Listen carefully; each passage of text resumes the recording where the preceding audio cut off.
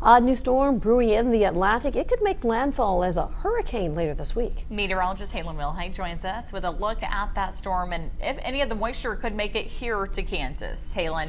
Yeah, all eyes focused on the Gulf now as we're tracking potential Tropical Cyclone 9 could form into Tropical Storm Helene later this afternoon. But we also were looking at Tropical Storm John yesterday and today, but last night rapidly intensified into a Category 3 storm and making landfall near areas of Acapulco, but very similar setup to what could happen for us later down the road, at least as the system continues to manifest.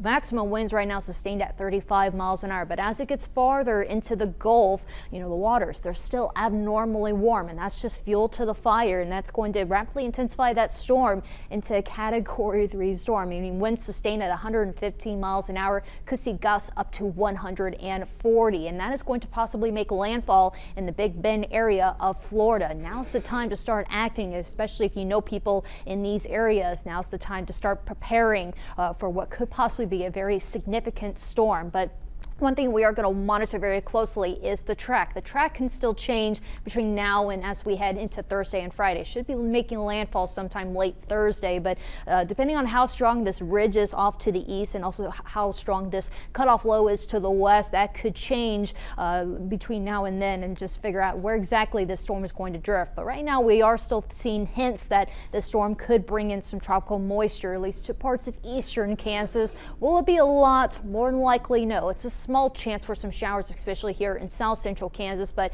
again, things can change between now and then, and we're just going to monitor things very closely. But again, if you know people in Florida, especially in those areas I mentioned, be sure to give them a heads up that a storm is coming.